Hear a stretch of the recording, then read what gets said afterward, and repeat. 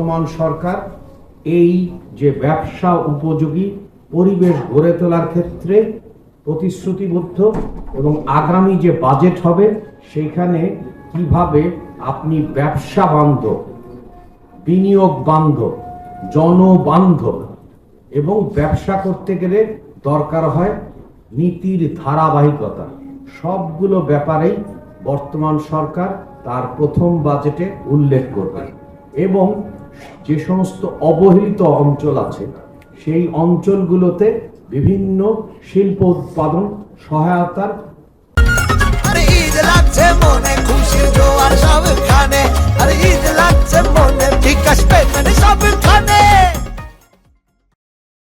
বিভিন্ন প্রণোদনা দেওয়া হবে। ইতিমধ্যেই আপনারা লক্ষ্য করেছেন 60,000 কোটি টাকার প্রণোদনা দেওয়া শুরু হয়েছে এবং সেখানে বন্ধ শিল্প কলকারখানার ক্ষেত্রে খুবই নিম্ন সুদে সেই সুযোগটা দেওয়া হবে। তার সাথে সাথে নারী উদ্যোক্তাদেরকে, বিশেষ করে অতি ক্ষুদ্র কুটির শিল্প উদ্যোক্তাদের ক্ষেত্রে এবং অবহেলিত অঞ্চলের ক্ষেত্রে বিশেষ সুবিধা দেওয়া হবে।